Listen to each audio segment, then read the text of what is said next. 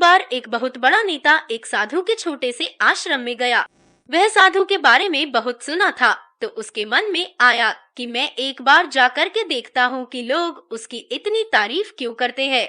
जब वह उस आश्रम में गया तो वहाँ पर एक छोटा सा कमरा था, जहाँ पर एक कालीन बिछा हुआ था। वहाँ पर कुछ लोग नीचे बैठे हुए थे और साधु जी सामने बैठे हुए थे। कुछ सवाल जवाब चल रहा था। वह नेता उस आश्रम में आया और उस नेता के साथ में 4 बॉडीगार्ड भी थे और उसकी यह आदत थी कि जहाँ पर भी वह जाता था लोग अपनी जगह से खड़े हो जाते थे और उसकी तरफ देखते थे, हाथ जोड़ते थे और सर झुकाते थे। लेकिन यहाँ पर ऐसा कुछ भी नहीं हुआ। साधु व्यस्त होने के कारण उसकी तरफ देखा तक नहीं। तभी नेता को लगा कि यह मेरी बेइज्जती है और वह इस बात से गुस्सा हो गया।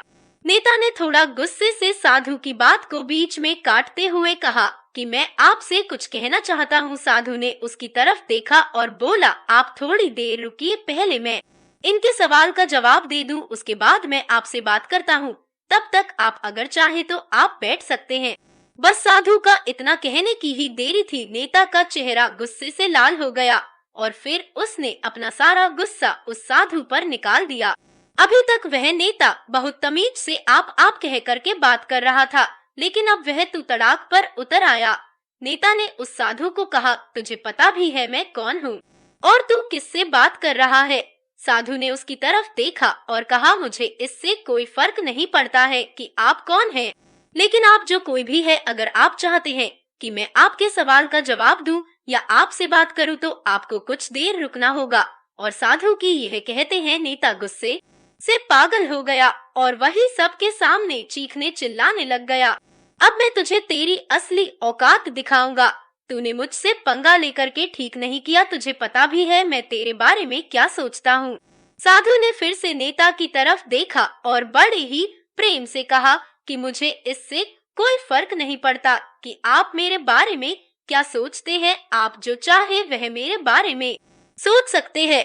फिर नेता ने उससे कहा कि तू चाहे सुनना चाहता है या नहीं, लेकिन मैं तुझे यही सब के सामने बताऊंगा कि मैं तेरे बारे में क्या सोचता हूँ। तू कोई साधु नहीं है, तू एक बहुत ही घटिया इंसान है, तू एक ढोंगी है, पाखंडी है और यहाँ पर जितने भी लोग बैठे हैं उन सबको बेवकूफ बना रहा है। तेरा बस एक ही मकसद है, इन लोगों की जेब में जितना भी पैसा है वह सब तेरे पास में आ जाए। तू अपने फायदे के लिए इन लोगों का इस्तेमाल कर रहा है और अब मैं तुझे नहीं छोड़ने वाला हूँ।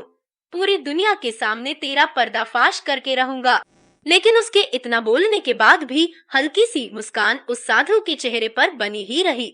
यह देखकर वह और भी तिलमिला गया और उसने कहा, अब बहुत हो गया, अब मैं यहाँ 1 मिनट भी नहीं रुकने वाला। लेकिन अभी भी तेरे पास मौका है, अगर मुझसे माफी मांगनी है या मुझसे कुछ कहना है तो कह सकते हो।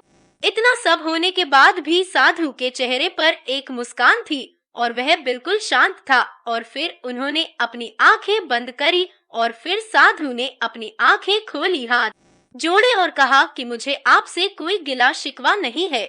आपके लिए मेरे मन में कोई भी गलत ख्याल नहीं है। जो भी मेरे बारे में आपने कहा वह आपकी अपनी सोच थी, तो मुझे आप में कोई भी बुराई नजर नहीं आती है। मुझे आप बहुत ही भले इंसान लग रहे हैं। और साधु के इतना कहते ही नेताजी का दिमाग 7वें आसमान पर पहुंच गया।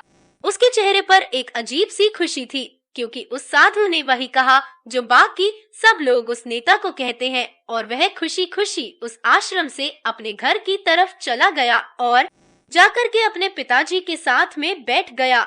उसके पिताजी ध्यान में थे। उन्होंने पूरी जिंदगी सिर्फ लोगों की सेवा करी और बदले में कुछ भी उम्मीद नहीं किया। तो थोड़ी देर बाद जब उन्होंने अपनी आंखें खोली और देखा अपने बेटे को अपने साथ बैठे हुए, तो उनके बेटे के चेहरे पर आज एक अजीब सी खुशी थी जो आज से पहले उन्होंने कभी नहीं देखी थी। फिर उसने एक एक करके सब कुछ बताया कि आज क्या हुआ, किस तरह से वह आश्रम गया और वहाँ पर क्या हुआ, उसने क्या कहा और साधु जी ने क्या कहा। जब उसके पिताजी ने पूरी बात सुनी तो थोड़ा सा मुस्कुराए और अपने बेटे को देख करके बोले कि उन्होंने तुम्हारी तारीफ नहीं करी, क्योंकि उन्होंने वह नहीं कहा कि जो तुम हो, उन्होंने वह कहा कि जो वह खुद है।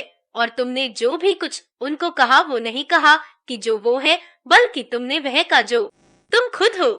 यही बात वेदों में भी कही गई है, यथा दृष्टि तथा सृष्टि। यह दुनिया तुम्हें वैसी नहीं दिखती जैसी यह दुनिया है, यह दुनिया वैसी दिखती है तुम्हें जैसे तुम खुद हो। जिसकी नजर जैसी है उसके लिए यह दुनिया वैसी ही है।